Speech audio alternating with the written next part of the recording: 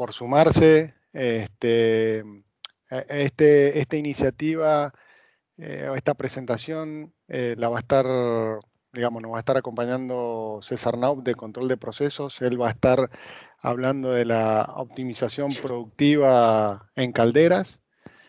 Y luego, al finalizar, va a tomar Sergio Peralta lo que tiene que ver con sistema instrumentado de seguridad aplicado a calderas. Así que, nada, nuevamente, muchas gracias a todos. Si van surgiendo algunas consultas a lo largo de la presentación, por favor las escriben en el chat y al finalizar las repasamos, porque tenemos un tiempo bastante acotado y si no llegamos, asumimos el compromiso de respondérselas por correo o por llamada. Así que bueno, César, todo tuyo. Somos todos oídos y todos queremos aprender de cómo obtener más con lo mismo o gastando menos inclusive. Bueno, vamos a intentarlo. Bueno, buenos días a todos. Muchas gracias por tomarse el tiempo de participar en esta charla. Vamos a tratar de que sea productiva, de que se lleven algo. Mi nombre, como decía Wagner, es César Knaub, soy socio gerente de control de procesos. Trabajamos con mucho foco en lo que es calderas y combustión, también en industria química. Y bueno, no quiero tomar demasiado tiempo más que para presentarme, porque la idea es poder compartir esta presentación. No sé si se está viendo la pantalla, para estar seguro. Sí, se ve, César. ¿Se ve bien? Bueno, como dice el título, la idea es hablar de la optimización productiva de las calderas, aclarando un poco en cuanto al control, ¿no? En cuanto al control, porque hay temas de optimización también que son en cuanto a equipamiento en sí de la caldera, mecánico, que pueden ser economizadores, precalentadores. Bueno, no vamos a tocar ese tema, sino nos vamos a enfocar en la optimización del control para mejora de rendimiento, mejora de emisiones. Como decía Wagner también, si tienen dudas, voy a tratar de cumplir bien con los tiempos para que queden unos minutitos al final para atender alguna consulta. Por favor, anótesela, cualquier cosa, y bueno, lo que no lleguemos, se los contestaremos también por mail o organizamos otra charla, eso lo vemos sin inconvenientes. Bueno, el centro de esto es qué podemos hacer nosotros para mejorar la eficiencia de nuestros equipos, de nuestros generadores de vapor. Vamos a hacer una introducción rápida, no me voy a detener mucho en estos temas porque seguramente los deben conocer bien, ya porque son todos usuarios de calderas, pero como para entrar en contexto, los tipos de generadores de vapor principales que tenemos de combustible líquido gaseoso, acuo-humo tubulares a su vez, de un solo quemador, de varios quemadores. Estos equipos están regulados acá, los que son a gas natural, por la NAC 201, y se usa mucho también como referencia la norma NFPA 85. Tenemos equipos de recuperación de calor que se usan para también generar vapor a través del aprovechamiento del calor de turbogás principalmente, y se cierra ciclo con turbovapor. Y también tenemos lo que ustedes deben estar muy habituados seguramente, las calderas de biomasa, específicamente las calderas bagaceras, que es una biomasa más, que tiene consideraciones también particulares y sobre todo en cuanto al rendimiento, porque tiene a veces sus dificultades para hacer un control óptimo, ¿no? Entonces vamos a tratar hoy después de esta presentación general, dedicarle unos minutitos especialmente a la parte de biomasa, de bagazo, como para dar algunos tips de cómo podemos optimizar la combustión en estos equipos, ¿no? La caldera completa, no solamente la combustión. En cuanto a la normativa, siempre nos guiamos con la NFPA 85, capítulo 10, que es dedicada exclusivamente a calderas a biomasa. Vamos a pasar a la siguiente. Bueno, el modelo de una caldera básicamente es un equipo al cual le entra agua. Por el otro lado tenemos la combustión, que se realiza con aire y con combustible, y a través de esto convertimos el agua en vapor, generamos vapor, y tenemos gases producto de la combustión que salen por la chimenea. Faltan algunos detallecitos acá, que son extracciones que se hacen sobre el proceso, que pueden ser las purgas, por ejemplo, purga de fondo, purga continua, extracción de cenizas, de hollín, que también parte de la masa se saca de esa manera.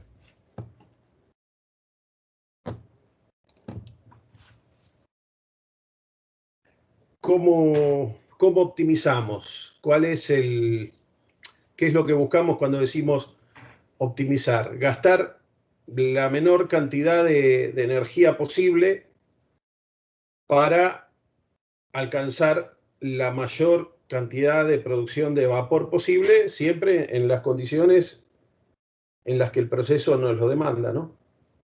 Entonces, de esta manera, elevamos el rendimiento. Lo ideal sería un rendimiento del 100%, no es posible esto con las calderas.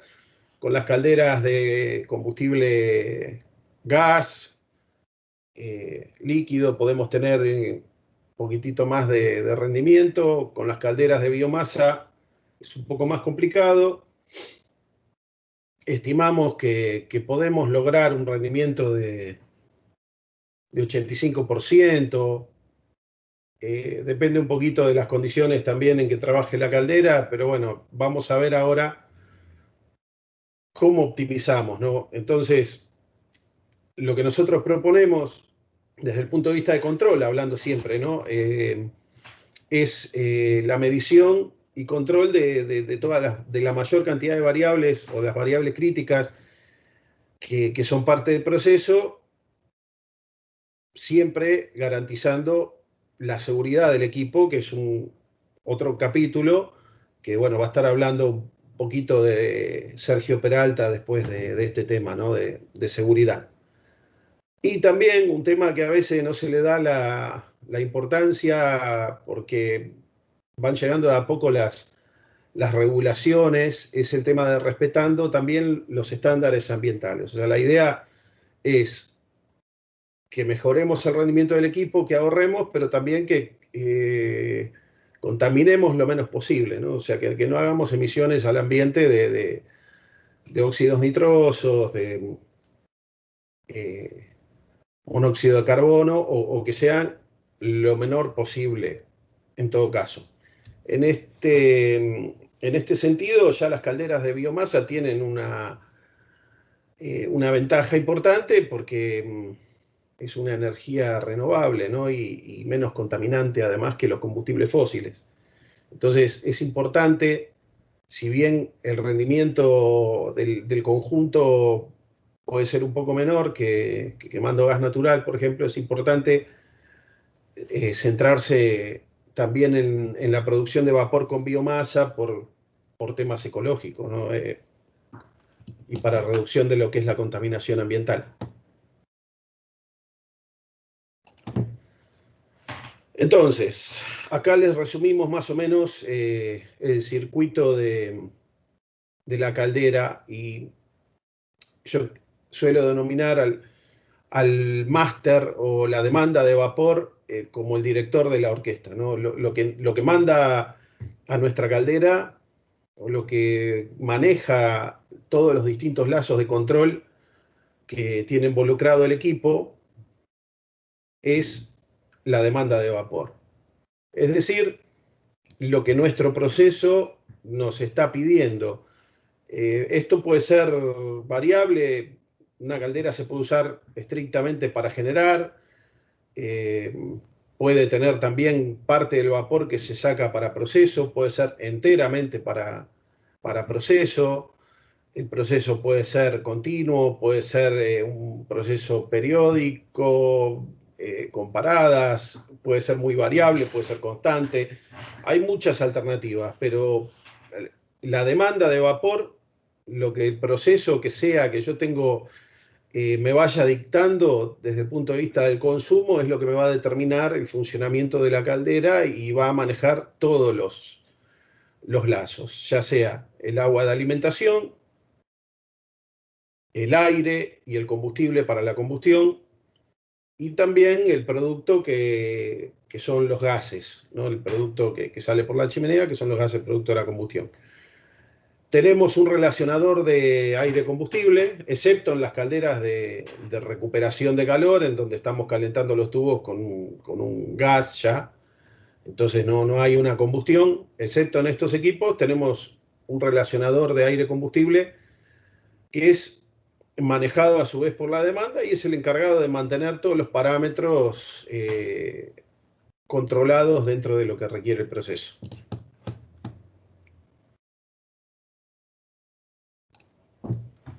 Vamos a la siguiente.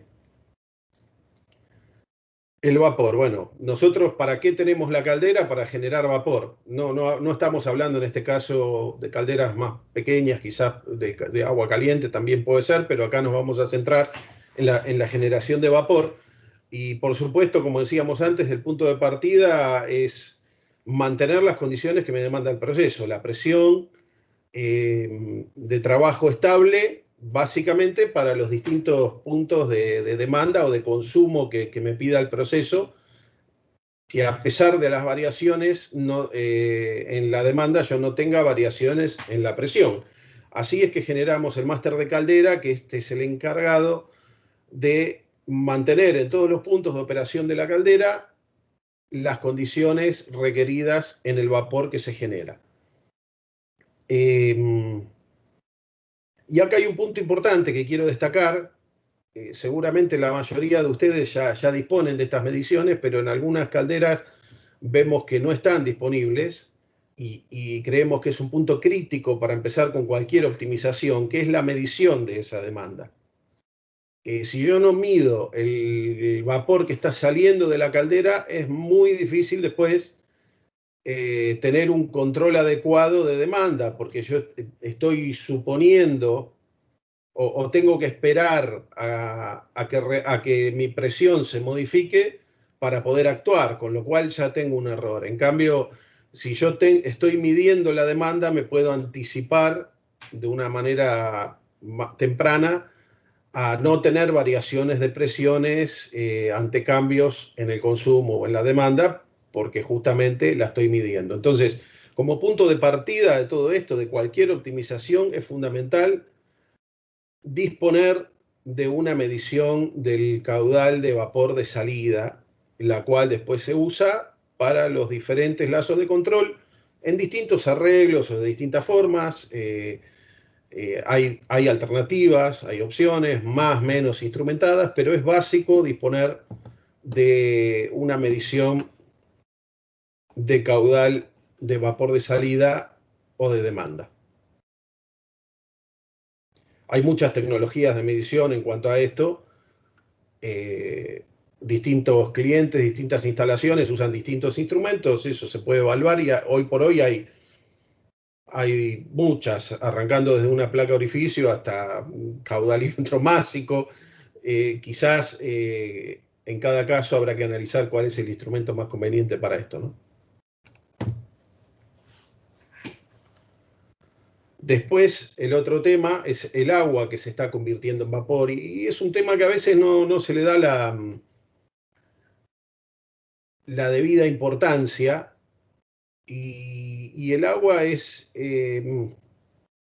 muy determinante para el buen funcionamiento de la caldera. Primero porque, bueno, si tenemos un bajo nivel, corremos el riesgo de romperla la caldera. Si bien tienen que actuar los enclavamientos de seguridad, o de romperla o de sacarla de servicio, que también es un trauma, ¿no? Porque todos sabemos que en nuestro proceso, cuando necesitamos el vapor disponible máximo, si se nos sale de servicio una caldera, genera todo un tema que termina afectando en todo, ¿no? La producción, el rendimiento, un montón de cosas.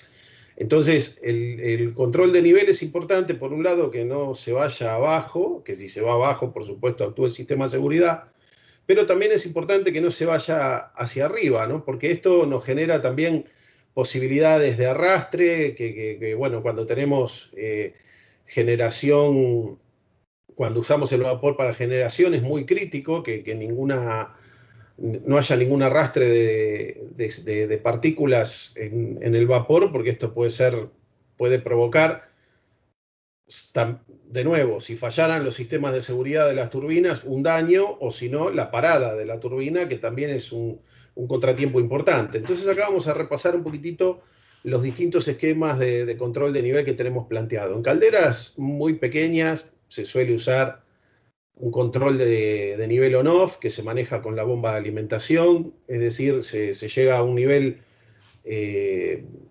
un set point de nivel arriba, se apaga la bomba, se empieza a transformar, se consume el vapor.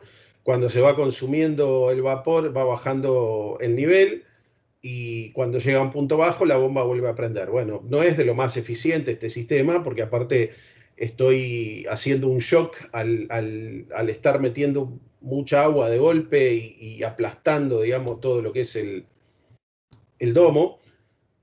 Pero en calderas pequeñas se puede usar. Después tenemos un control de nivel modulante, que es con la medición ya del nivel del domo, y una válvula de control de alimentación de agua, que esto se llama lazo de un elemento.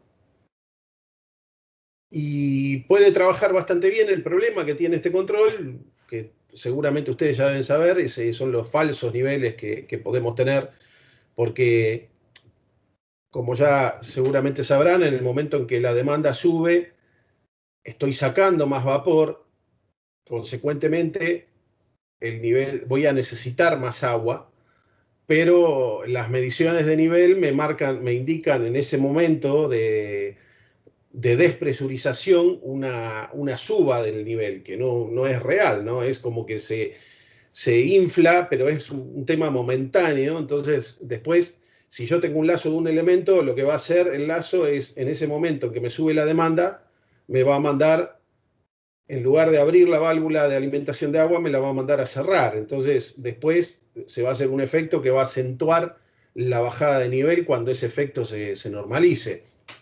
Con lo cual, el lazo de un elemento no es lo más recomendable para las calderas grandes, sobre todo, ¿no? Y acá es donde viene lo que les mencionaba al principio: fundamental tener la realimentación de demanda de vapor, porque si yo tengo la indicación del vapor que está saliendo, puedo avisarle a la válvula de control de agua que en realidad, aunque vea un nivel que está subiendo, va a empezar a bajar porque yo estoy sacando mucho vapor del equipo. Entonces, se hace un esquema de dos elementos en donde hago un feed forward o un adelanto o una compensación por caudal de vapor, con lo cual eh, mitigo el efecto del falso nivel. Esto es tanto cuando sube la demanda como cuando baja, ¿no? Que se produce el efecto contrario. Cuando yo presurizo el domo, por una baja abrupta en la demanda, el nivel me va a tirar como que está bajando, cuando en realidad va a empezar a subir, ¿no? Porque estoy sacando menos vapor.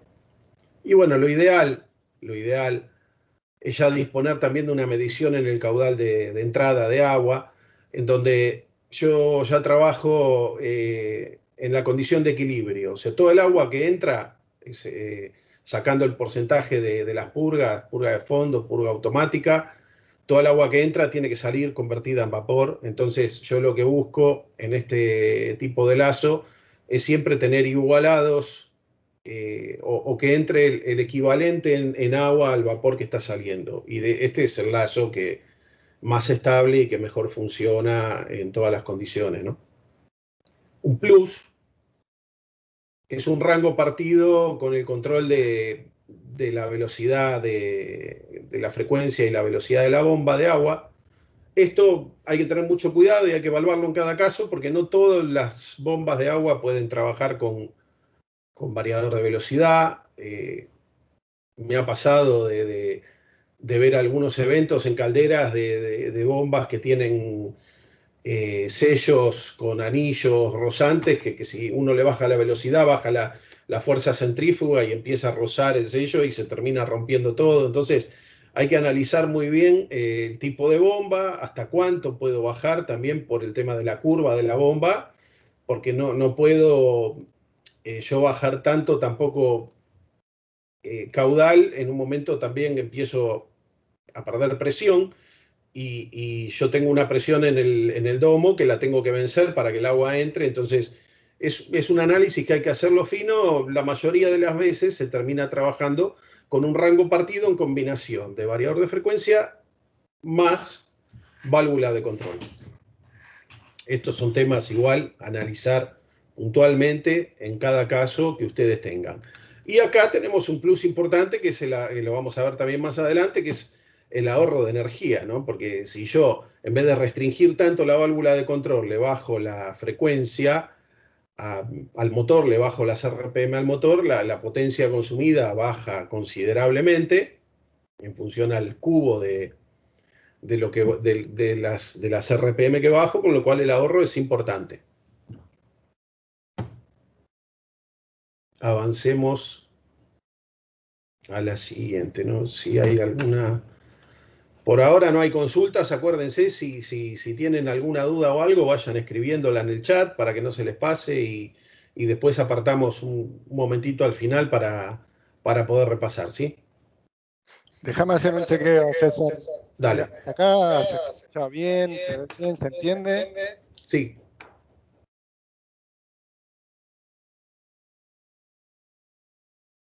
Bueno, vamos bien entonces.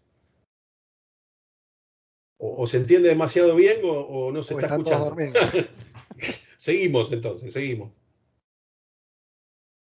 Lo que estamos viendo hasta ahora seguramente es muy conocido por ustedes, ¿no? Pero hacemos un repaso. En cuanto al combustible, entonces, bueno, el combustible es fundamental porque aporta el poder calorífico para la combustión, para generar el calor necesario para transformar el agua líquida en vapor.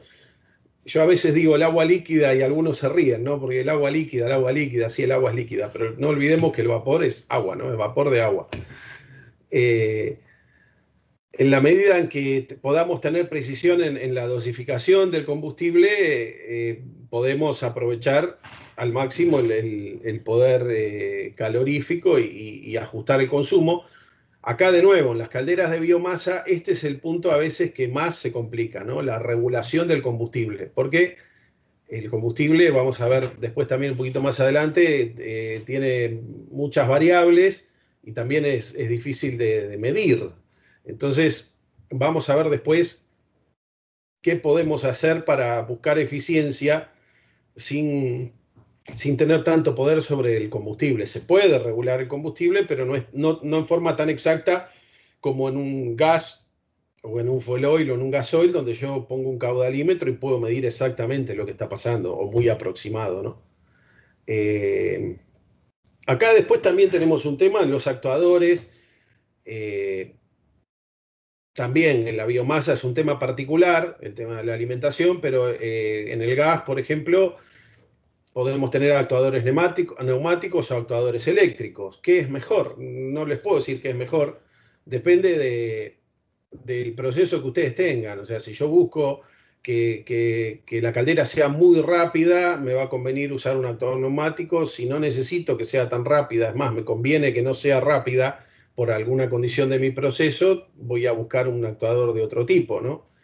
También hay diferencias en esto en cuanto a costos y a un montón de situaciones que hay que evaluar en el caso de cada uno. Acá de nuevo tenemos los escalones de control. En las calderas también muy chicas se hace un solo ajuste sobre el combustible con una válvula de control en función de la demanda, con la posición directamente de la válvula de alimentación con respecto a al lazo de demanda o al máster. Después podemos llegar a tomar como segunda medida una realimentación de esa posición para saber si la orden que yo le estoy dando realmente se está cumpliendo y hacer una corrección de la posición con un feedback de la válvula, con límites cruzados con el aire. Y después podemos tener ya un control modulante con una medición de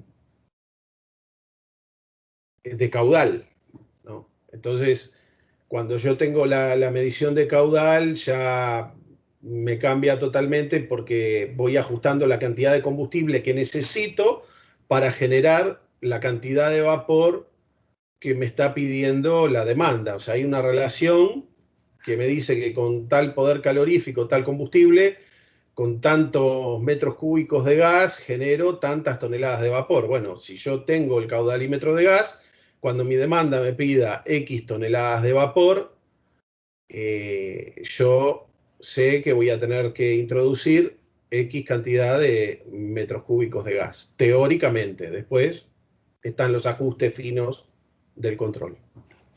Avanzamos un poquito más rápido, a ver, porque quiero llegar así nos queda un ratito si tienen para preguntas. El aire, bueno, es fundamental en la combustión, y si bien el aire por ahora es gratis, no sé si en algún momento dejará de serlo, esperemos que no,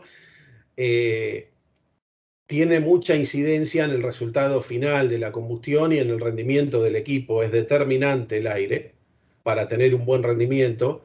Entonces, el control del aire es un punto donde tenemos que poner mucho cuidado, mucha atención, y es donde podemos generar un ahorro considerable en, en energía para producir el vapor que estoy necesitando. También, como les decía, lo básico del control de aire es que trabaje en tándem directo con el combustible en una relación fija. Puede ser generalmente con elementos mecánicos, con varillas, con levas caracterizables, en donde cuando se me mueve mi válvula de combustible, la válvula de aire o el damper, el damper, acompaña en proporción a lo que yo estoy abriendo de combustible o cerrando. Se va moviendo en paralelo. No es el sistema más eficiente, funciona. De nuevo, en calderas chicas se usa mucho. Después tenemos un control modulante que ya es independiente, el aire del combustible, en donde yo manejo en función también de la demanda, pero cada elemento en forma separada, y ya puedo hacer una caracterización electrónica, ¿no? de la relación. De nuevo, puedo tener feedback de las posiciones, puedo ver si la orden que yo le estoy dando de apertura a la válvula de combustible y al aire se cumple y corregirla. Puedo medir caudal de aire. El tema de medición de caudal de aire también es un punto que hay que analizarlo en cada tipo de caldera y en cada arreglo. No es igual para todas las calderas donde conviene medir el caudal de aire, pero bueno, se puede medir, y teniendo en cuenta un punto importante, que no es que necesite una precisión en cuanto a saber exactamente cuántos metros cúbicos de aire están entrando, sino tener una relación, ¿no? Del 0 al 100% de lo que da mi ventilador, en qué porcentaje yo estoy para poder hacer las caracterizaciones con el combustible. De nuevo, un punto muy, muy importante, la utilización de drives, de variadores de frecuencia, acá me permite también ahorrar mucha energía. Si ustedes seguramente lo habrán visto, cuando la caldera está en carga baja, no tiene variador de frecuencia, el damper trabaja casi totalmente cerrado, ustedes se acercan al conducto donde está el damper y es una estufa. Es impresionante el calor que se pierde en la restricción del damper con el ventilador al máximo. Bueno, en bajas cargas, si yo trabajo con un variador de frecuencia, toda esa energía que la estoy perdiendo en calor, la ahorro, no la gasto en electricidad. Entonces es un punto donde es fundamental. Lo mismo que con la bomba, hay que tener cuidado y no es que saco el damper, pongo un drive y asunto terminado. No es tan simple, tampoco es tan complejo, pero analizando cada caso, cada tipo de quemador, el ventilador que yo tengo, si está sobredimensionado, si está justo, en función de esas características, el motor también, si tiene refrigeración forzada o no, es el ajuste que yo puedo hacer. Pero aún manteniendo que siempre 99% de los casos van a tener que tener damper, es casi imposible trabajar sin damper, pero el ahorro de energía eléctrica es muy importante en este sentido. Y después, por último, el ajuste por medición de oxígeno en los gases de combustión, que como vamos a ver ahora, un poquitito más adelante, es un punto crítico. A ver, me permite un ahorro en cuanto a optimizar la combustión y la relación de aire-combustible, pero pasa a ser muy trascendente en las calderas de biomasa esta medición de oxígeno. Ahora vamos a ver por qué.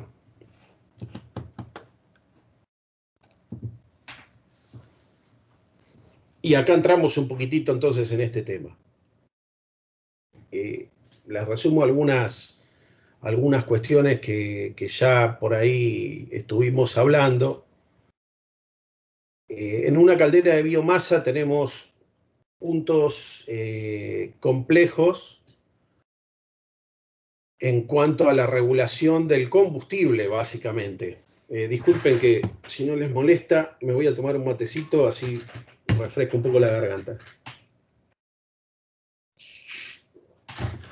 Listo, seguimos. Les decía que la dificultad principal que presenta la caldera de biomasa es, por un lado, que el caudal de combustible que está ingresando, yo lo puedo estimar, pero es muy difícil medirlo de manera precisa, ¿no? En las calderas de bagazo, por ejemplo, ¿cuántas toneladas, cuántos kilos de bagazo están ingresando por hora? ¿No? Yo lo puedo estimar dependiendo del sistema de alimentación que tenga de combustible. Puedo estimar en una manera aproximada cuánto combustible está ingresando en función de la velocidad del sistema de carga, por ejemplo. Y puede ser más o menos preciso, pero acá tenemos la componente de que el combustible que está entrando no es siempre igual. Cuando yo contrato mi línea de gas natural, normalmente no tiene demasiada variación. El gas que está entrando tiene siempre el mismo poder calorífico. En cambio, la biomasa no tiene siempre el mismo poder calorífico. ¿Esto por qué? Porque puede estar húmeda. Sabemos que en el caso del bagazo, que puede tener contenido de cenizas también ya cuando entra a la caldera, que puede ser mayor, menor, dependiendo de dónde viene, dependiendo también si el bagazo lo tienen almacenado a la intemperie, si viene directo de la producción de la caña y ingresa a la caldera, o si viene de un depósito, si el depósito está a la intemperie, está cubierto, si llovió, hay un montón de condiciones, ¿no?, que hace que sea muy difícil tener una precisión en la medición del combustible. Y bueno, tenemos un bajo tordown, sabemos que es así, que las calderas de biomasa en general y de bagazo también, no las puedo trabajar a porcentajes muy bajos, ¿no? Porque por un lado no puedo directamente por las características del control, y por otro lado también me baja muchísimo el rendimiento, ¿no?, cuando bajo la demanda. Entonces, estando limitados los controles sobre el combustible, pasa a ser recontra crítico y más fundamental que nunca poder controlar bien el aire, que sí lo puedo manejar mejor. ¿Y cuál tiene que ser el exceso de aire con el que yo tengo que trabajar? Bueno, el exceso de aire ideal sería el que me logre una combustión completa de todas las partículas de biomasa que están ingresando a la caldera, de toda la biomasa que está ingresando a la caldera, y que no me quede combustible sin quemar. Entonces, de esta forma, minimizo las pérdidas. Y acá tenemos un punto que también es crítico. tanto el exceso de aire, el elevado exceso, como la falta de exceso de aire tiene que haber siempre, pero la falta de exceso o el exceso en exceso, llamémosle, son perjudiciales para la combustión. La falta de aire, bueno, me retarda el proceso porque no tiene la combustión, el aire suficiente para quemar todo el combustible, produce combustión incompleta, pero el aire en exceso también perjudica porque baja la temperatura de la llama, aumenta la temperatura de los gases de salida y ese calor que yo se lo tendría que entregar al proceso para transformar el agua en vapor, lo estoy tirando por la chimenea, básicamente, y esa es la pérdida o la baja eficiencia de rendimiento de la caldera. Después tenemos en las calderas de biomasa un tema también que es muy importante, que es el factor o el ratio, la relación entre el aire primario bajo grilla, el aire secundario de turbulencia. Puede haber en algunas calderas un aire terciario también. Hay temas mecánicos en cuanto al aire secundario, al soplador de alta presión, donde hay temas de disposición de toeras, y hay temas mecánicos, pero desde el punto de vista del control, es importante que la relación sea siempre la correcta para tener una turbulencia adecuada y que el combustible se queme bien, ¿no?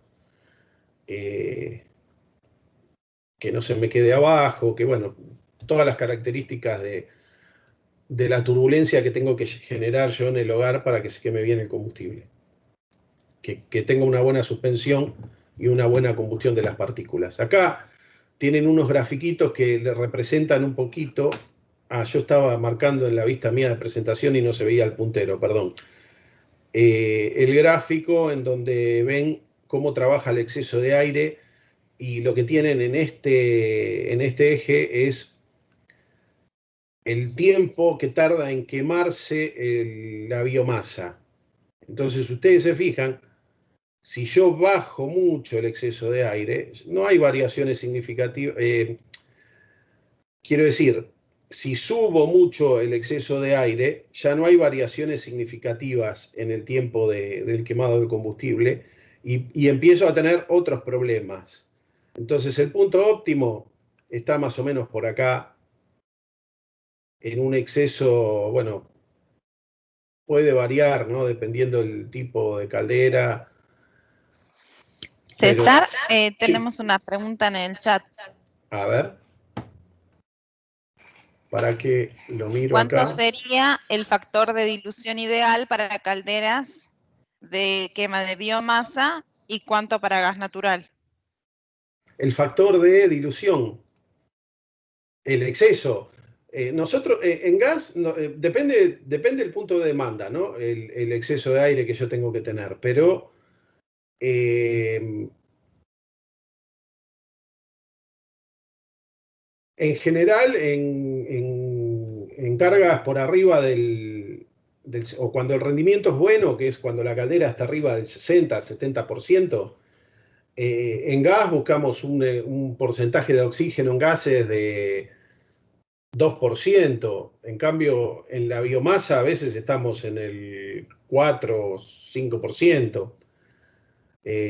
Bueno, acá abajo están el exceso. En bagazo, por ejemplo, el óptimo se dice según el libro el Handbook de Hugot, que habla muchísimo sobre biomasa. Ahí si lo pueden conseguir, es un libro que se recomienda porque tiene mucha teoría, ¿no? El óptimo estaría entre el exceso en 1,3, 1,2, el lambda, que termina siendo más o menos un 5% de oxígeno. En cambio, en el gas vamos casi a 1. Casi a 1. Acá hay que tener mucho cuidado por cuestiones de seguridad también, pero las diferencias son importantes, ¿no? En biomasa se trabaja con exceso con mucho más exceso de aire que en combustible líquido o en gas. En el líquido es un poquitito más alto que en el gas, como ven acá, el porcentaje de oxígeno. Acá dice entre 3,5 y 4,5. En realidad está más cerca del 5. Yo diría entre 4 y 5, porque es difícil lograr este 3,5 a veces, ¿no? de exceso de aire. Depende también de los instrumentos que yo tenga. En el fuel oil, bueno, es un poquitito más bajo, y en el gas ya baja muchísimo, ¿no? En el gas. No sé si contestó la pregunta lo que habían planteado. Yo sabés que no veo el chat acá, no sé dónde. Ah, porque estoy en la pantalla de la presentación, perdón.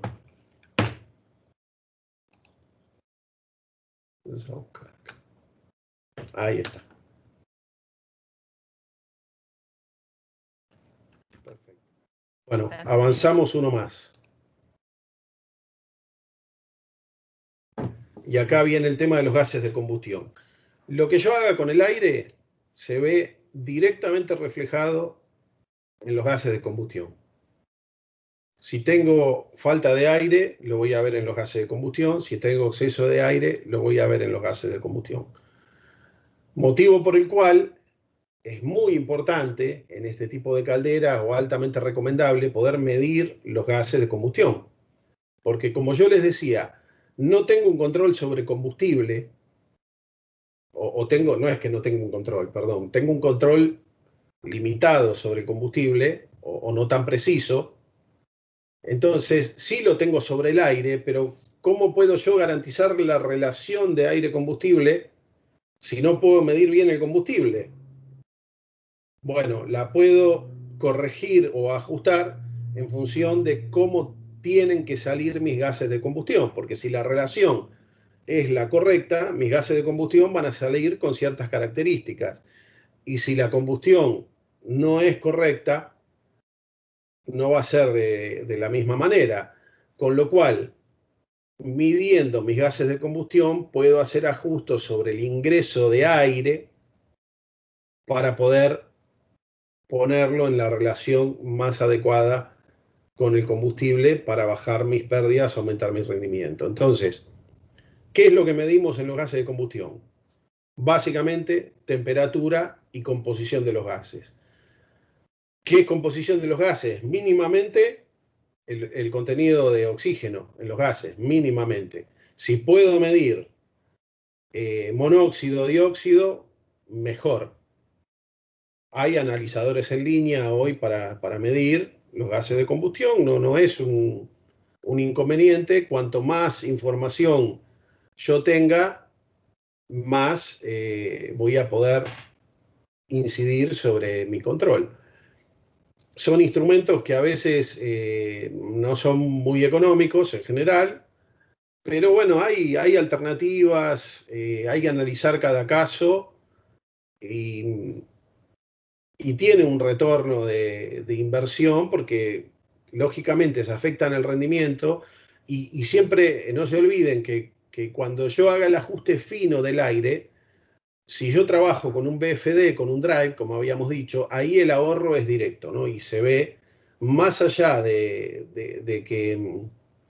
que la combustión que logre sea la óptima o no, ya tengo un ahorro importante en poder hacer una regulación más fina del aire a través de un variador de frecuencia. Entonces, es importante. Y bueno, y la temperatura es importante, porque la temperatura me está diciendo si el rendimiento del equipo está en los niveles adecuados o no. Hay un método indirecto para calcular el rendimiento total de la caldera, que es calculando cuánto calor estoy tirando yo a la atmósfera, además que lo podría haber usado para generar vapor. Y es a través de la medición justamente del oxígeno en los gases y de la temperatura de los gases. Entonces, si yo tengo una temperatura muy alta de los gases, o un delta T más que una temperatura, porque también depende de la temperatura con la que ingresa el aire, significa que estoy perdiendo calor en donde no lo tengo que perder, ¿no? Entonces, la medición de temperatura en la chimenea yo creo que es fundamental, Y si puedo tener algunas mediciones también en otros puntos del circuito de gases, me ayuda después para el diagnóstico también de algún problema o algún evento que se me esté dando dentro del equipo, ¿no?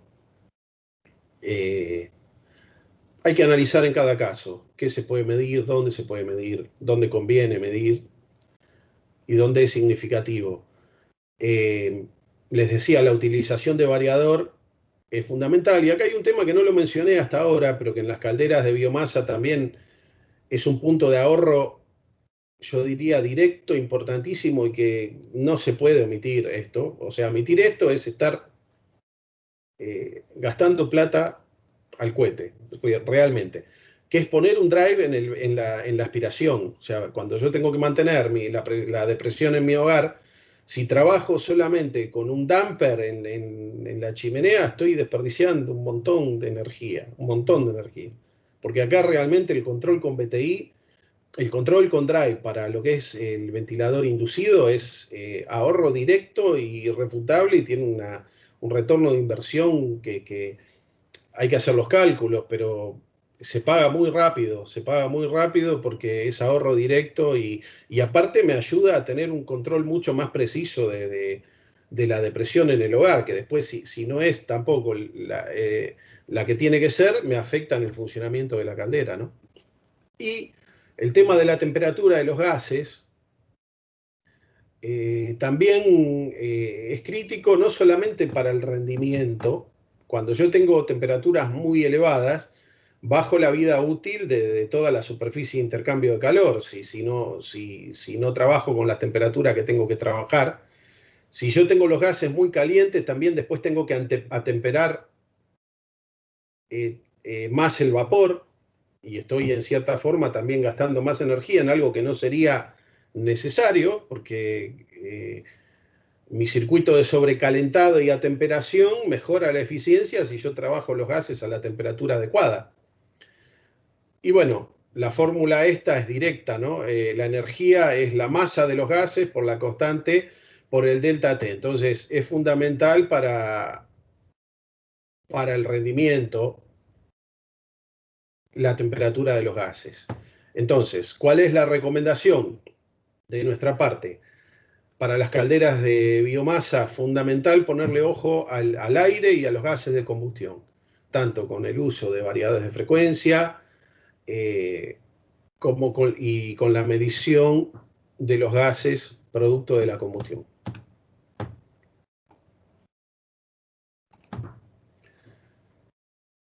Entonces, resumiendo un poquitito todo lo que conversamos.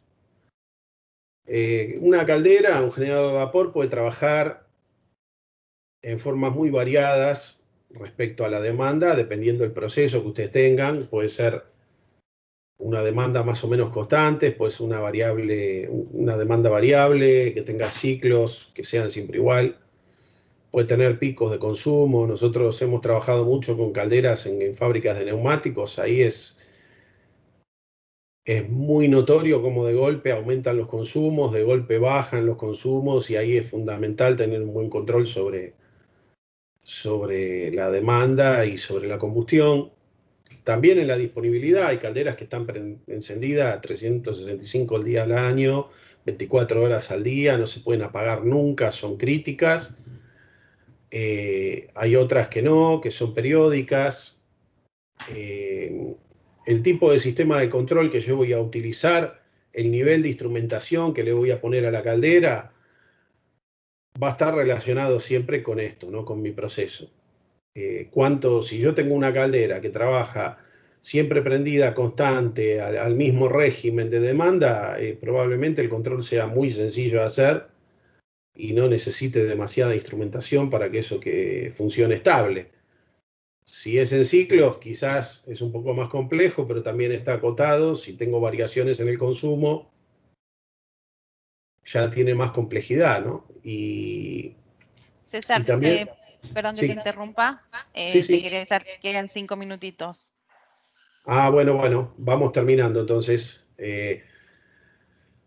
Pero bueno, resumiendo, hay dos variables que son fundamentales, dos variables que son fundamentales, que es el ajuste de la combustión por el exceso de aire y el ahorro de energía con la utilización de drives. Esto es ahorro directo en cualquier esquema que ustedes tengan, de uso diferente en cuanto a proceso, de disponibilidad. Si nosotros trabajamos sobre el aire, sobre los gases de combustión y utilizamos variadores de frecuencia para lo que es alimentación de agua, para lo que es aire, tenemos un ahorro siempre directo. La cantidad de ahorro o el porcentaje de ahorro va a depender un poco en cada caso, pero va a ser ahorro seguro. Tendrá un retorno de la inversión más largo, más corto, pero voy a terminar ahorrando. Bueno, terminamos acá. Esto repite un poquitito lo que les dije antes, de cómo se calcula. Hay formas con los drives, hay formas de calcular. Podemos calcular cuánto me voy a ahorrar y en cuánto voy a recuperar el costo del drive. Y bueno, acá después seguramente les hacen llegar la presentación. Tenemos un poco los antecedentes de la empresa, trabajando en calderas. Cualquier consulta que ustedes necesiten hacer, ¿no?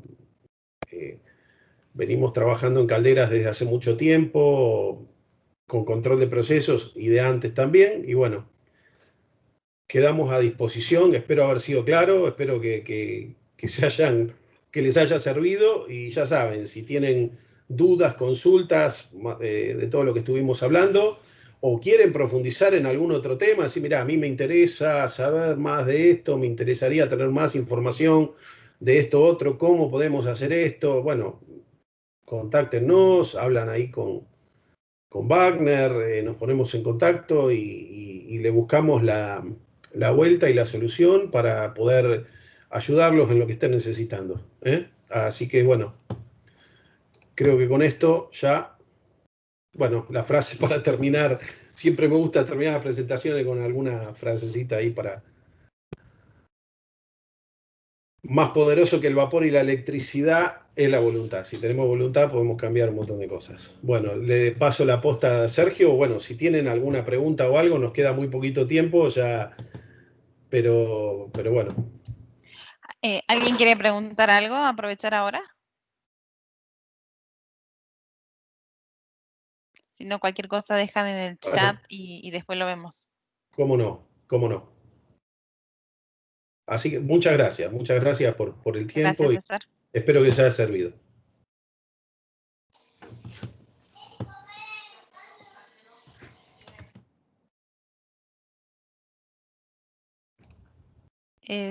Sergio, ¿estás?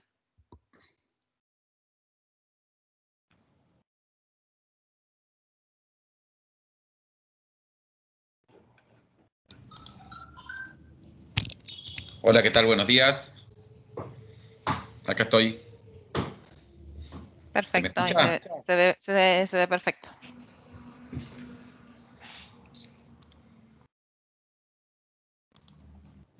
¿Se ve ahí la presentación? Sí, sí, sí. ¿Largamos ya o espero hasta las y 30? Si quieren, damos un minutito por si alguien quiere ir al baño, preparar un mate o algo, y a las y 30 arrancamos. Dale.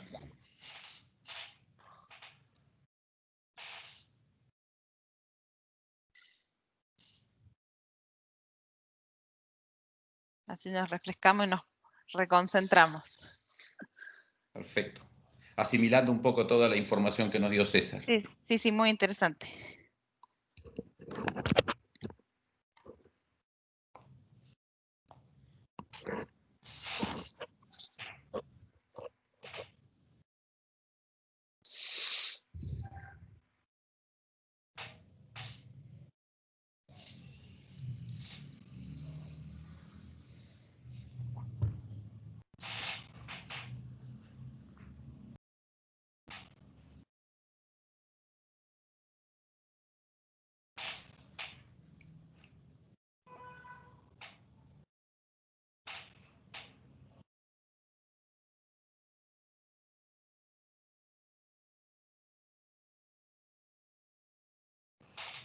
Cuando quiera, Sergio.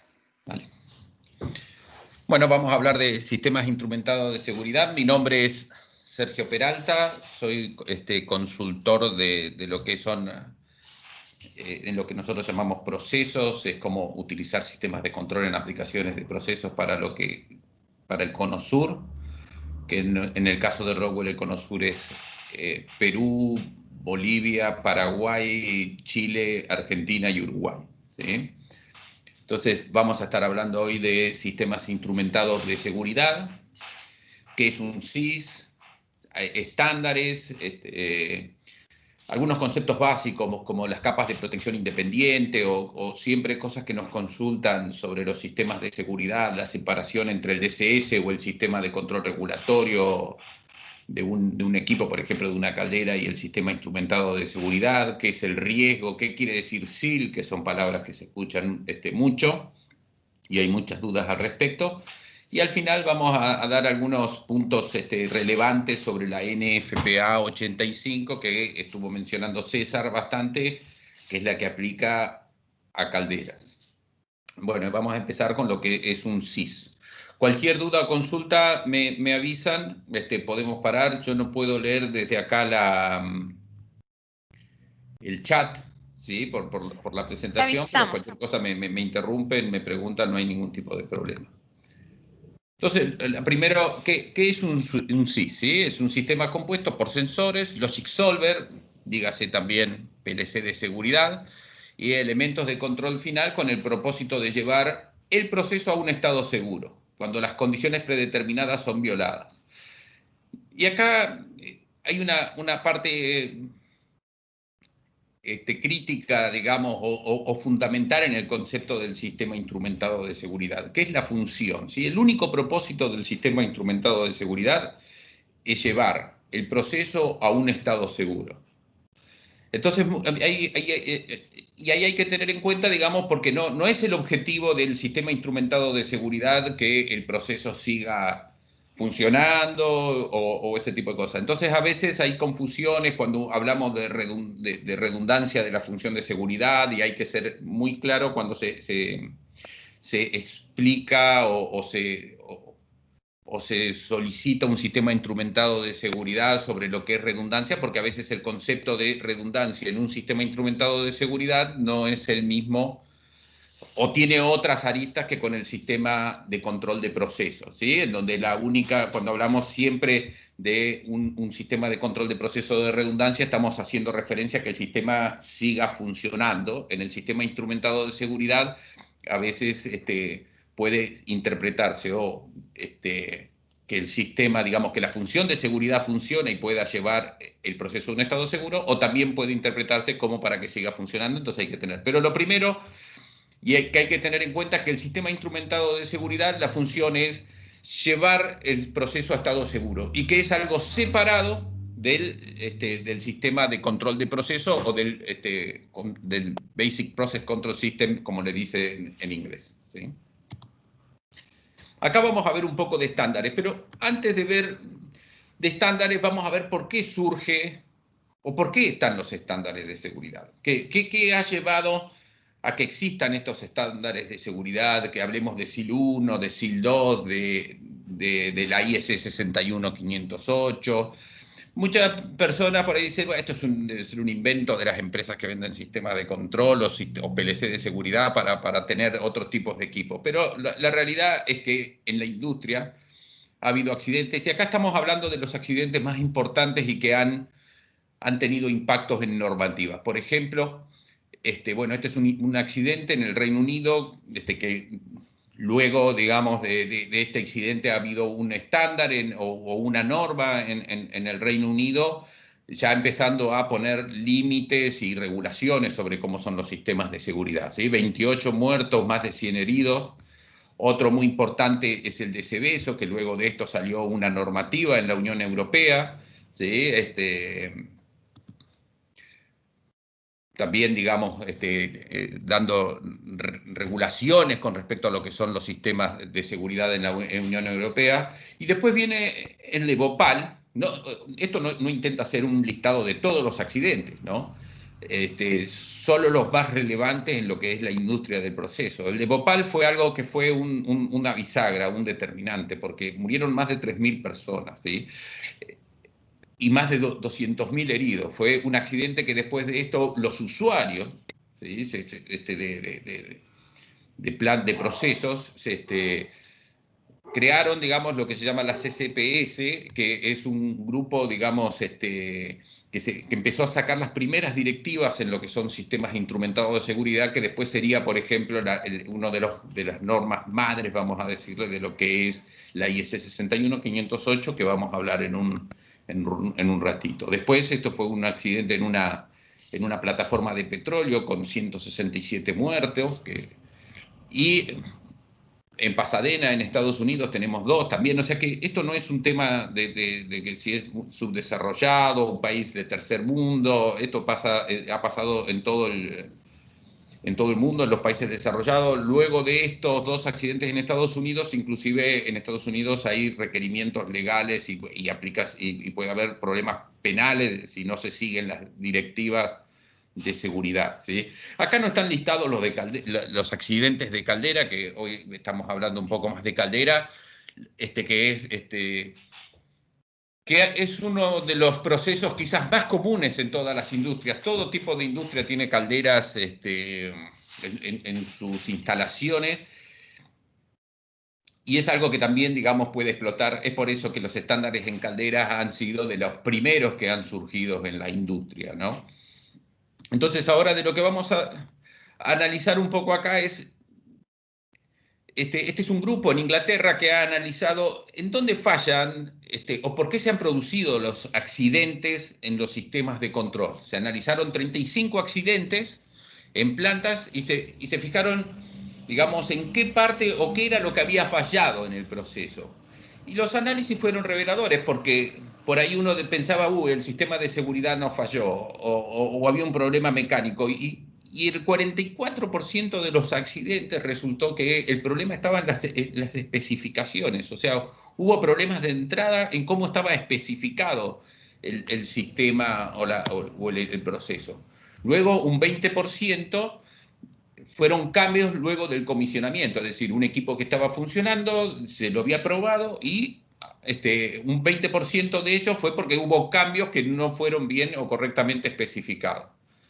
15% en problemas con el diseño y la implementación, 15% operaciones y mantenimiento, y 6% en problemas en la instalación y el comisionamiento. ¿Esto qué nos está diciendo en cierta forma?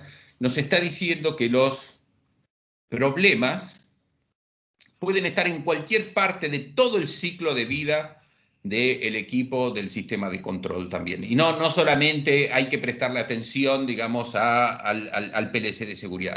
¿Qué queremos decir con esto? Que poner un PLC de seguridad para hacer un sistema de seguridad que sea SIL 2 no resuelve, porque si ustedes se fijan en esto, vamos acá a poner, el 44% están en especificaciones. O sea, tenemos problemas en todo el ciclo de vida. Entonces hay que prestarle atención cuando definimos un sistema de seguridad a todo el ciclo de vida de los equipos.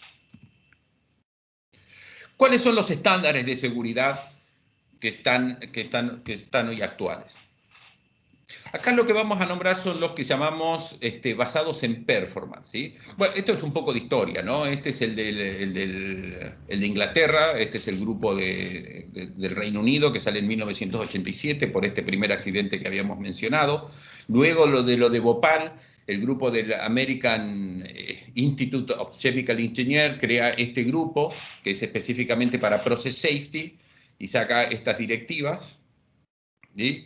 Luego la ISA, que la usamos bastante, a la ISA saca en 1996 un primer estándar de sistema instrumentado de seguridad para procesos, y ya luego en 1999 surge lo que es la IS 61508, que yo estimo que si no todos, la mayoría debe haber escuchado hablar.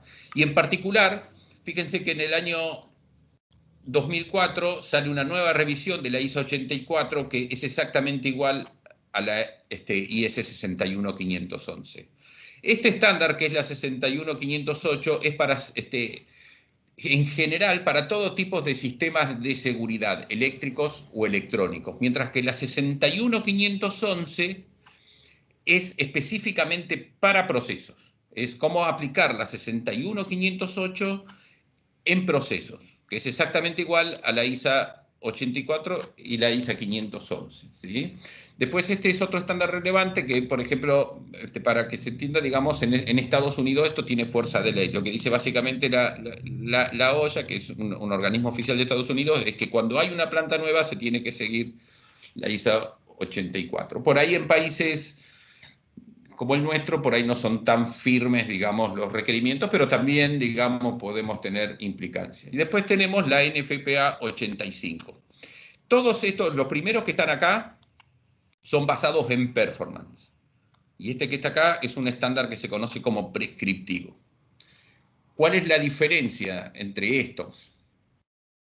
Los basados en performance no te dicen cómo tiene que ser tu sistema de seguridad. Te dicen cómo tenés que desarrollar tu sistema de seguridad, pero no te dice que tenés que tener un lazo que se mire, por ejemplo, si hay una alta presión. No te dice si tenés que tener un lazo que mide si una alta temperatura. Te dicen cómo tiene que ser el proceso para diseñar tu sistema de seguridad, mientras que la NFPA 85 es prescriptivo y te dice exactamente cómo tiene que ser tu sistema de seguridad, qué lazos tiene que tener. La NFPA 85 es un estándar que tiene bastante historia.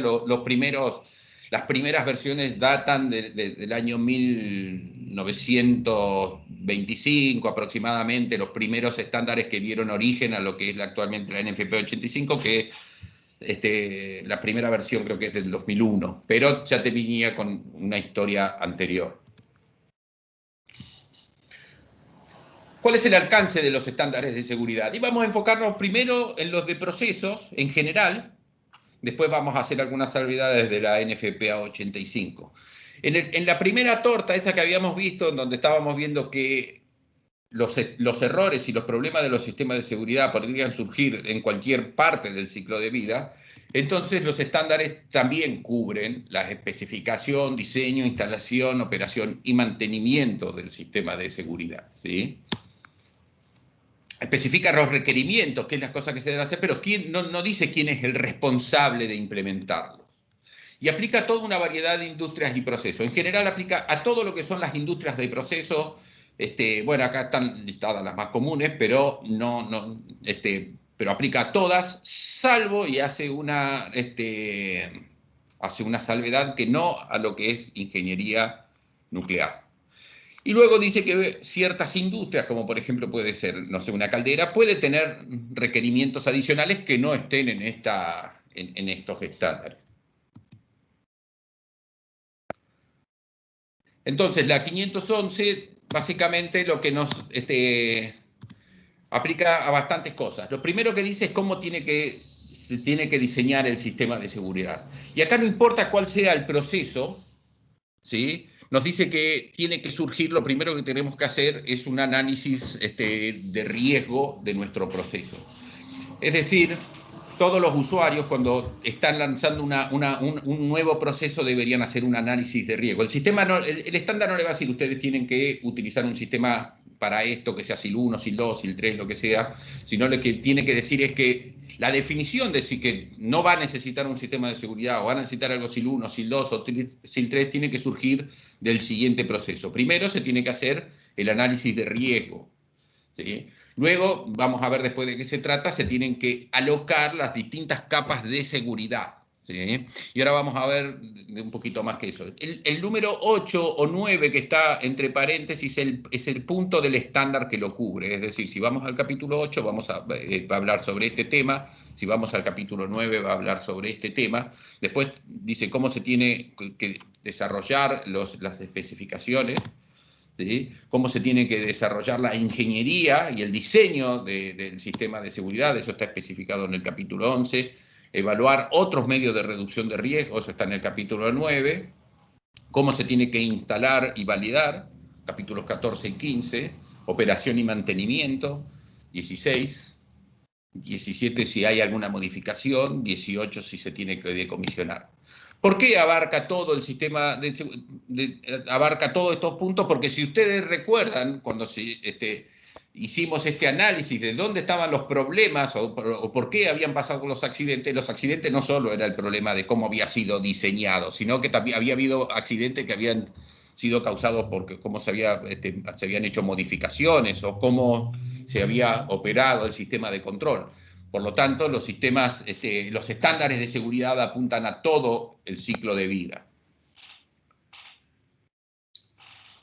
Estos sistemas son basados en performance, con lo cual estos sistemas hay que administrarlos, hay que auditarlos para ver que estén comportándose como dijimos que se iban a comportar.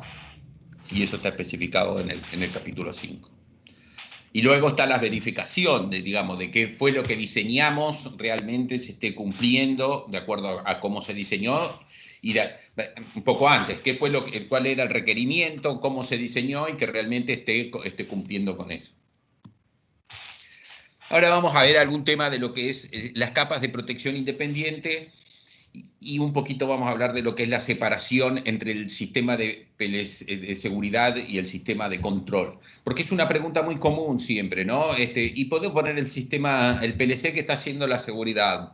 ¿Puede también hacer el control? Bueno, ese tipo de cosas vamos a hablar. Hay un concepto en los sistemas de seguridad que es IPL, son las siglas en inglés de Independent Protection Layer, que son capas de protección independiente. ¿Sí? Y básicamente, ¿cuáles son estas capas? ¿A qué se refiere cuando hablamos de capas de protección independiente? Bueno, lo primero es, nosotros tenemos un proceso, y un proceso, bueno, va a tener determinado riesgo. Por ejemplo, el proceso puede ser su caldera, ¿sí? Ese proceso va a tener un sistema de control. La idea del sistema de control es que mantenga todas las variables dentro de lo especificado. Si este sistema de control fuese independiente, fuese perfecto, jamás necesitaríamos de un sistema de seguridad, porque como el sistema de control es perfecto, nunca falla, todo va a estar siempre dentro de lo normal. Pero lo cierto es que a veces las cosas pasan, ¿sí? Y por ahí necesitamos un sistema de alarma, ¿sí? Si llegase a fallar el sistema de alarmas, entonces ahí es donde entra el sistema instrumentado de seguridad. Y fíjense, digamos que estas se supone que son las capas de protección independiente. Uno tiene que ser independiente del siguiente. Acá ya empiezan a haber capas de protección física, por ejemplo. Si una alta presión sigue subiendo, el sistema de seguridad falló, entonces tenemos, por ejemplo, una válvula de alivio que puede fallar, que puede actuar, ¿sí? Y después tenemos otro tipo de protecciones físicas, como puede ser un dique, ¿sí?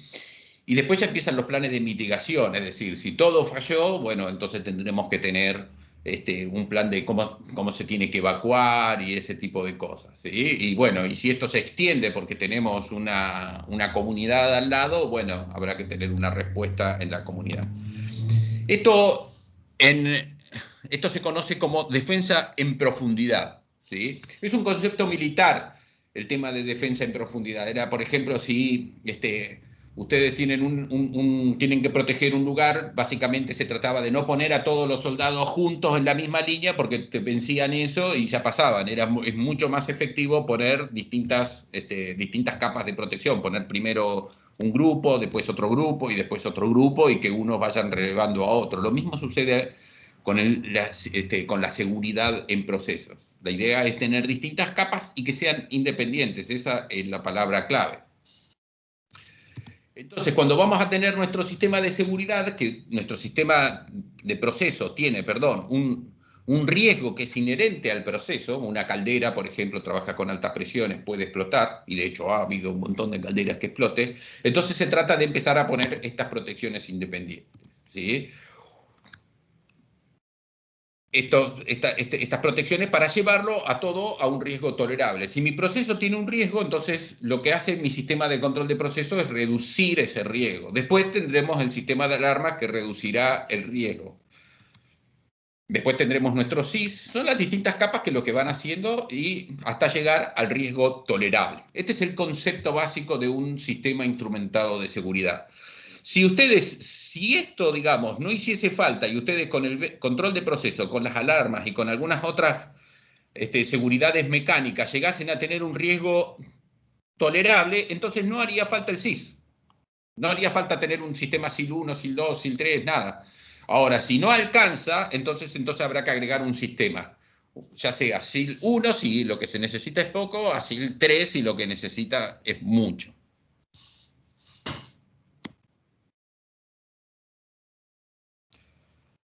Entonces, bueno, lo que se pase será lo que será un riesgo residual. Es un poquito, para hacerlo rápido, el concepto es, bueno, si la variable se me escapa, mientras esté todo normal no va a pasar nada. Ahora, si llegase al límite, bueno, ahí empieza a actuar el siguiente sistema que debería llevarlo hasta el próximo, ¿no? Si no actuó el SIS, bueno, ahí es el punto donde tiene que actuar el SIS, ¿no? La idea es que lo lleve a un riesgo. Entonces, si no falla uno, actuará el siguiente.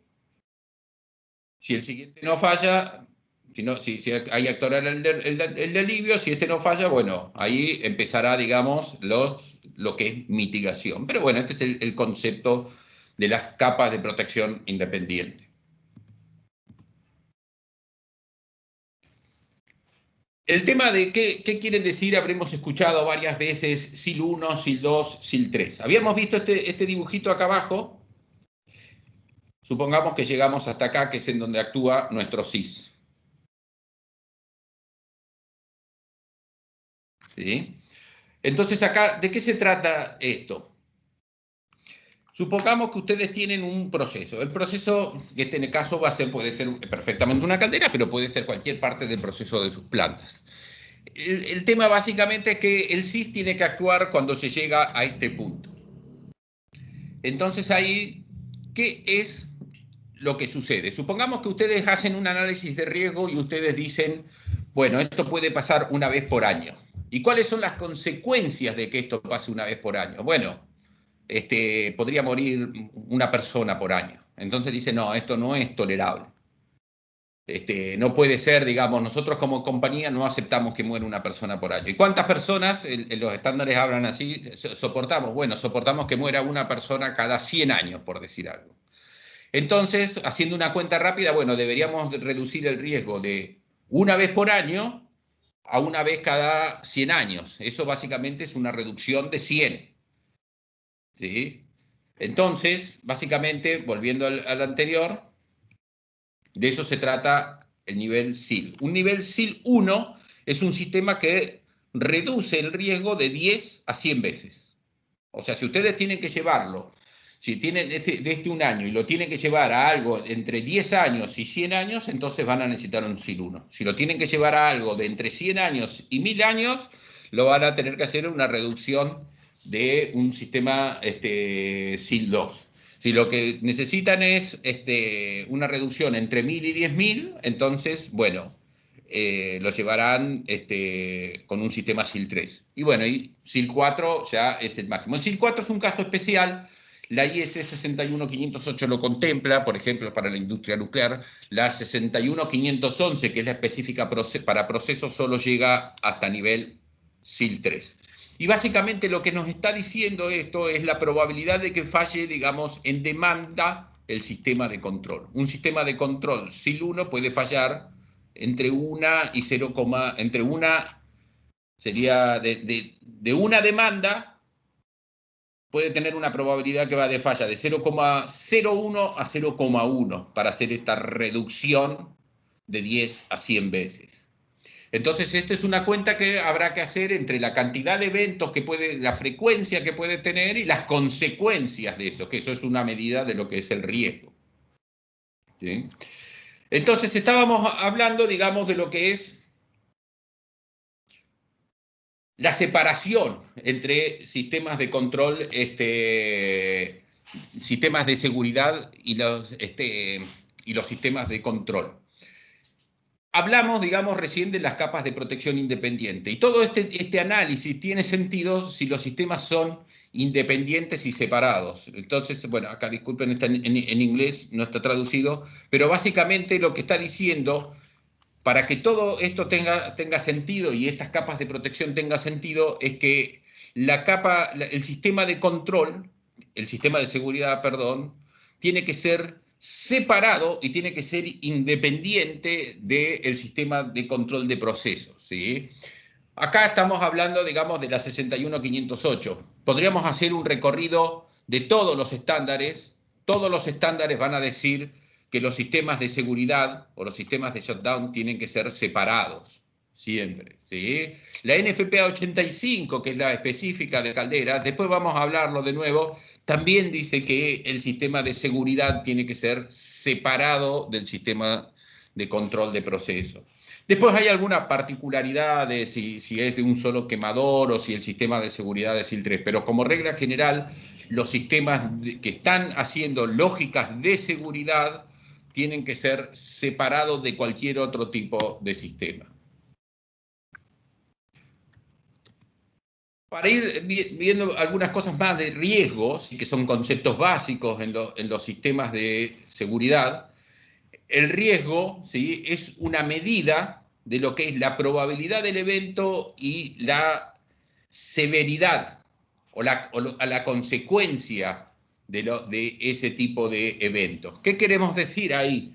Por ejemplo, cuando estamos hablando de riesgo en un sistema de seguridad, por ejemplo, decimos, bueno, ¿cuál es la consecuencia, digamos, de que explote la caldera? ¿Y cuál sería la severidad de que explote la caldera? Eso nos va a dar una medida. No es lo mismo, digamos, bueno, esto si llegase a explotar, no se puede matar a 10 personas.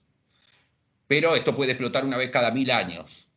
No es lo mismo que decir, esto puede matar a una persona, pero puede, no sé, si no lo controlo, puede pasar una persona, pero puede pasar cada 60 días. Entonces, ese es mucho más riesgoso que el otro que cada 1000 años puede matar a 2 personas. Ese es un concepto de lo que es el riesgo, ¿sí? ¿Cómo se hace para analizar el riesgo de una caldera? Bueno, existen varias técnicas, ¿sí? Existen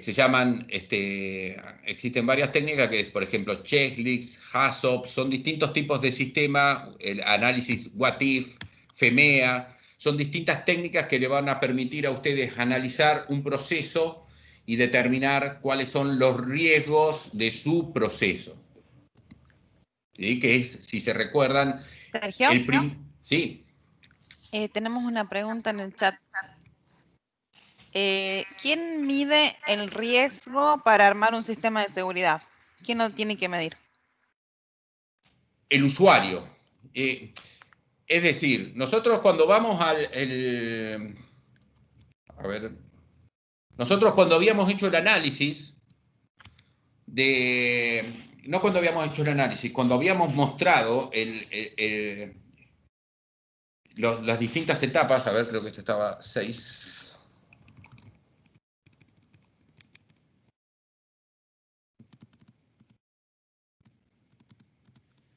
Acá está, ¿sí? Lo primero que tienen que hacer, digamos, lo que dice cuando es un sistema de seguridad, es hacer el análisis de riesgos. Esto, y el responsable siempre de los sistemas de seguridad, siempre va a ser el usuario, el dueño de la planta. Siempre va a ser el dueño de la planta, el responsable. Ahora, eso no quita que no lo pueda subcontratar o contratar a un especialista que lo haga, ¿no? Pero uno puede delegar, digamos, y decir, bueno, ayúdame a hacer esto, pero siempre el riesgo de determinar, digamos, cuál es el riesgo del proceso es el dueño del proceso. Ahora, uno se puede soportar, no sé, si trabaja con uno compra una caldera. Una caldera típicamente se va a comprar a un fabricante de calderas. Ellos son los que conocen el riesgo, ¿sí? Pero eso no le quita responsabilidad al dueño del proceso, que es el que lo va a hacer andar y lo va a mantener. No le va a quitar su responsabilidad sobre el proceso, que finalmente va a ser el último responsable sobre ese proceso. ¿Se entiende? No sé si eso aclara o responde la pregunta.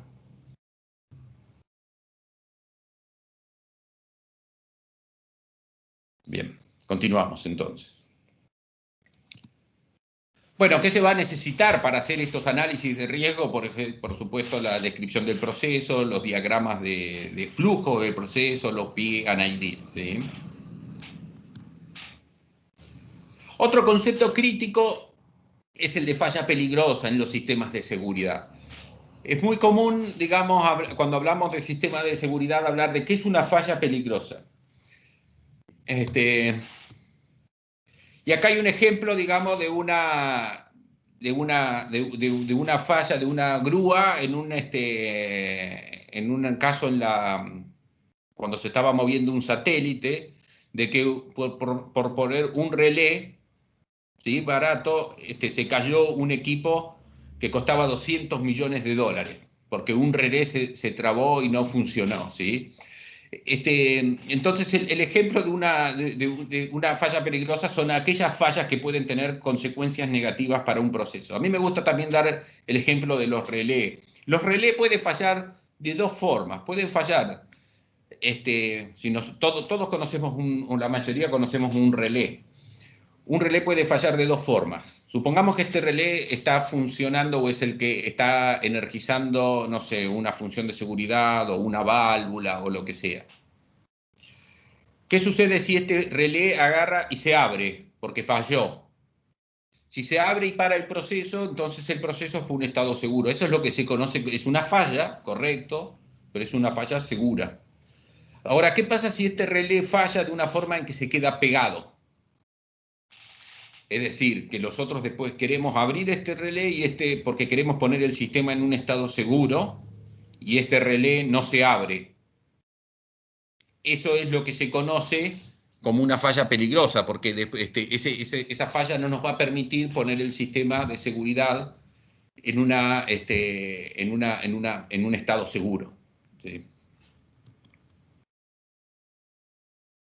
Bueno, este es justo el ejemplo de que yo les estaba dando, ¿sí? Cómo es una falla peligrosa, ¿sí?, en el caso del relé.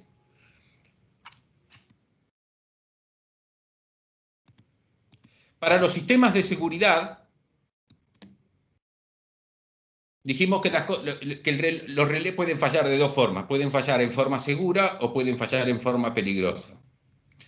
Nosotros y todos los sistemas de seguridad tienen, dijimos, fallas seguras. Acá está con la S de safe. Y tienen fallas peligrosas que son con dangerous en inglés, que son las fallas peligrosas. Y después tenemos otro que puede hablar de detectado y de no detectado, o undetected en inglés. ¿Sí? Es la sigla con la que se conoce. Entonces, de las fallas seguras, muchos no nos preocupan, ¿sí? De las fallas peligrosas sí nos preocupan porque son las que pueden traer problemas en los sistemas de seguridad, porque una falla peligrosa no va a permitir a un sistema de seguridad llevar el proceso a un estado seguro. De las fallas peligrosas existen dos grupos. Unas que son las detectadas, porque los equipos suelen tener diagnósticos, y otras que son las no detectadas.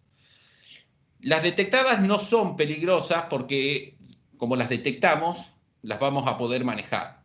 Entonces, vamos a borrar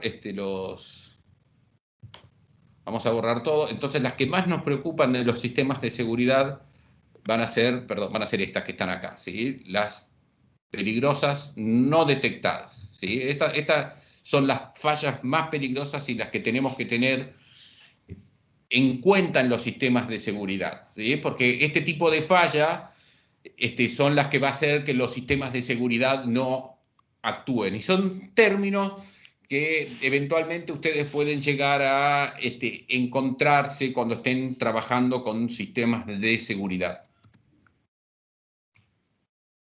¿Sí? Entonces, si de todas las fallas que tiene el sistema, nosotros vamos, y es un concepto que van a escuchar mucho, o que se va a escuchar si empiezan a trabajar con sistemas de seguridad, es lo que se conoce como Safe Failure Fraction, ¿sí? Que es el porcentaje de fallas peligrosas. Supongamos que acá tenemos, en este caso dijimos que son, bueno, si fuese exactamente así, digamos, es un cuarto, ¿sí? Dijimos que solamente son estas. Si todos estos, digamos, fuesen la misma probabilidad, entonces estamos hablando de que es es la fracción de fallas peligrosas, perdón, safe failure fraction es la fracción de fallas no peligrosas, es decir, que serían todas estas. En este caso sería 0,75%, porque del 100% de la falla, el 75% son seguras, ¿sí? Entonces, ese es un concepto muy importante en los sistemas de seguridad, saber el porcentaje de fallas seguras, porque eso no puede determinar si hace falta redundancia o no hace falta redundancia. Y ahora vamos a ir a algunas... hasta ahora recorrimos algunos de los conceptos básicos que ustedes pueden encontrarse cuando están leyendo temas de sistemas de seguridad, cuando tienen que especificar sistemas de seguridad, o cuando tienen que definir si un sistema de seguridad necesitan algún tipo de redundancia o no necesitan redundancia. Y ahora vamos a ver algunas particularidades de lo que es la NFPA 85. Lo primero que vamos a ver es cuál es el alcance de la NFPA 85. ¿Sí? Acá hice una pequeña traducción de lo que dice la versión 2019 de la NFPA 85, que es la última versión, ¿sí? De la misma. La primera versión como tal es del 2001 y cada tanto existen revisiones de la NFPA. Y lo que nos está diciendo básicamente es que esto es para calderas de un quemador, de múltiples quemadores, que estuvo mencionando para Stoker, que son las que más estuvo hablando también inclusive César, ¿no? Estas en particular nos interesan porque es la parte que aplica a biomasa, ¿sí? Esto es si ustedes tienen una caldera de combustible, no sé, gas o petróleo con un quemador o múltiples quemadores, es decir, que prácticamente aplica a todas las calderas, ¿sí? Ya sea si el sistema, digamos, utiliza combustible sólido pulverizado también, o los que son los recuperadores de calor para turbinas, también aplica este estándar. Es decir, todo lo que es caldera va a estar alcanzado por la NFPA 85, que si bien es un estándar americano, todos los estándares lo utilizan de referencia, inclusive los estándares argentinos para gas, como la SNAC, también utilizan y referencian a la NFPA 85. Ahora, la NFPA 85 tiene un alcance mucho mayor que el sistema instrumentado de seguridad. Lo alcanza, pero no está limitado solamente al sistema instrumentado de seguridad, sino que especifica, como yo les comenté, es un análisis prescriptivo, un código prescriptivo, y tiene un alcance que no solamente es el sistema de seguridad, sino que le dice cómo tienen que ser, por ejemplo, en el caso de gas, los circuitos de entrada de los quemadores.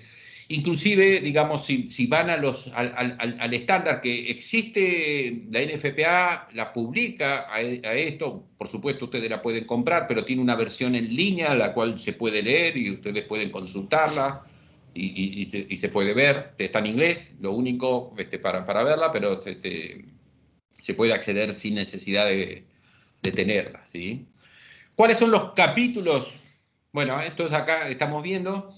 Los más importantes, bueno, dependerá, digamos, del tipo de caldera que tengan ustedes, ¿no? Por ejemplo, si es de una caldera de un quemador, aplicará el capítulo 5, de múltiples quemadores, el capítulo 6. En el particular, el capítulo 10, que también lo había mencionado César, es para lo que son calderas de biomasa. Hay un anexo, que es en el capítulo, un anexo F, que también es para el tema de biomasa. También nos interesa mucho el capítulo 4, porque da ciertas definiciones específicas al sistema de seguridad, ¿sí?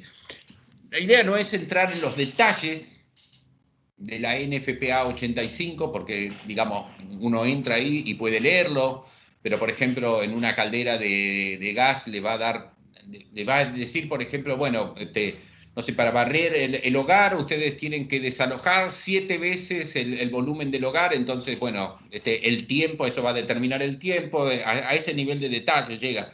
Habla de los circuitos de parado, les muestra las lógicas, hay bastante detalle de acuerdo al tipo de caldera que ustedes estén utilizando. La idea no es entrar en cada uno de esos, sino ver algunos puntos más fundamentales con respecto a lo que es el sistema de seguridad, ¿sí?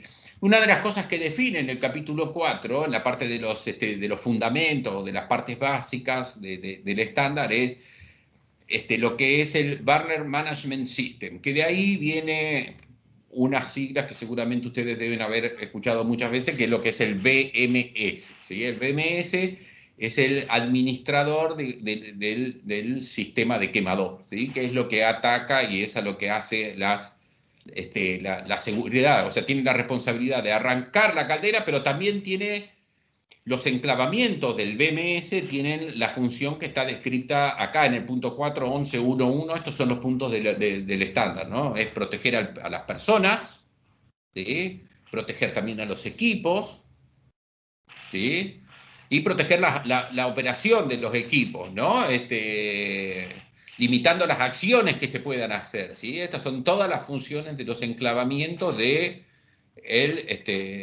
BMS de una caldera, que cuando estamos hablando del BMS estamos hablando de la caldera, estamos hablando del sistema instrumentado de seguridad de la caldera. Luego, este estándar también habla de las funciones del sistema de control de la caldera, de la cual no vamos a entrar en detalle ahora, ¿no? Y de otras funciones, y si van a la parte de esta caldera de biomasa, van a ver inclusive, digamos, cómo tienen que ser los circuitos de alimentación, y todo ese detalle, ¿sí? También aclara, digamos, y esto es algo importante del BMS, ¿no? El BMS dice el estándar, debe ser diseñado específicamente de manera que una única falla en el sistema no impida el shutdown. Y eso es importante, ¿no? Esto, digamos, también relaciona, digamos, Esto también se relaciona con ciertos sistemas de chequeo que tiene el BMS. La NFPA es anterior a la IS 61508 y entonces tiene algunos puntos, ya las últimas versiones de la NFPA hace ciertas salvedades de qué pasa si para el BMS utilizo un sistema que esté certificado SIL 3 o SIL 2, eso hay una parte en que lo dice. Pero anteriormente, por ejemplo, lo que tenía era tipo watchdog, que lo que hacía era estar monitoreando constantemente la lógica del BMS que esté funcionando para que pueda pararlo en caso de que justamente esto no cumpla. Bueno, hay algunas de esas funcionalidades que los sistemas que están certificados SIL 3 ya lo tienen, ¿sí?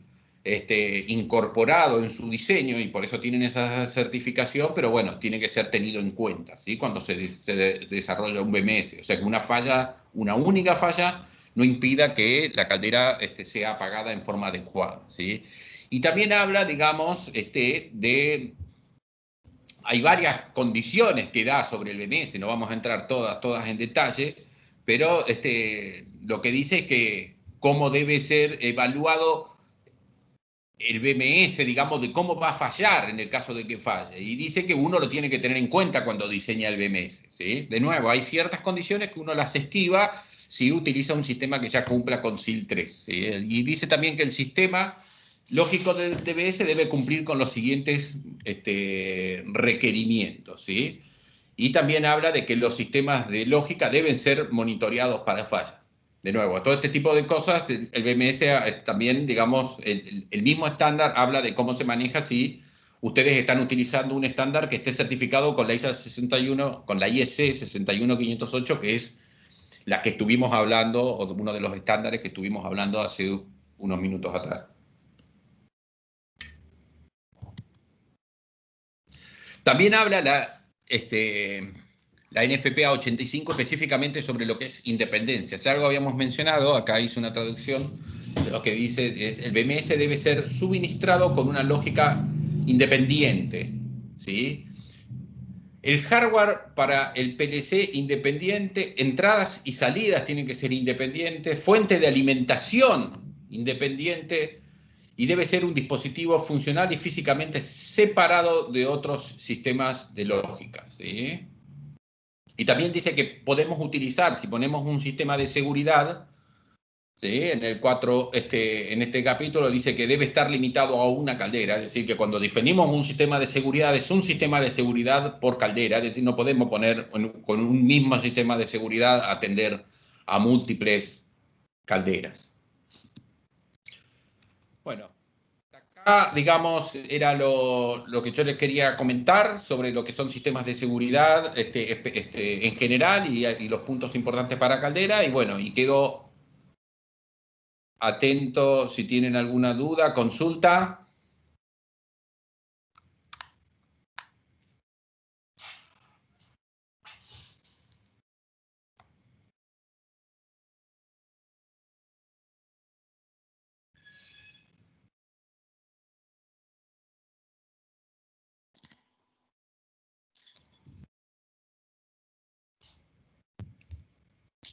Sergio, La me tiene parece Sí. que quedó claro. A ver, no sé si hay alguna consulta.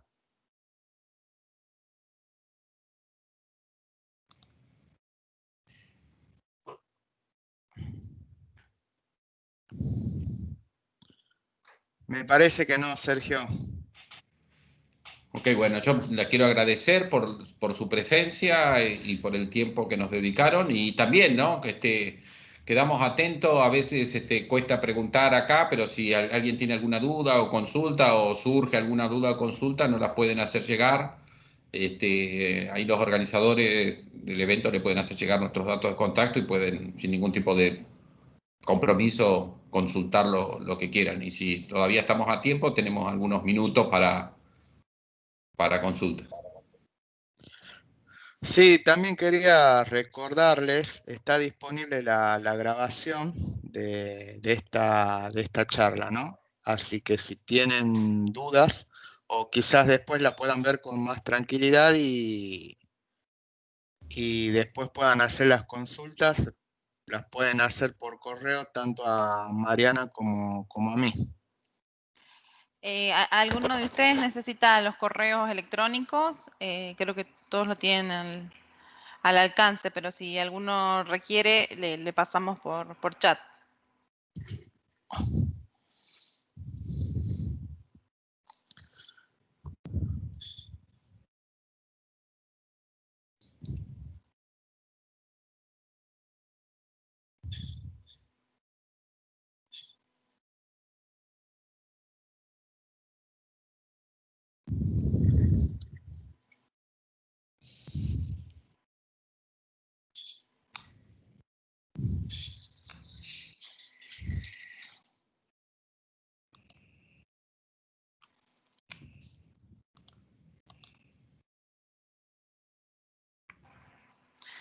Bueno, alguno de los participantes sabía de antemano que estaban sin micrófono, así que, bueno, cualquier cosita que quieran agregar por el chat,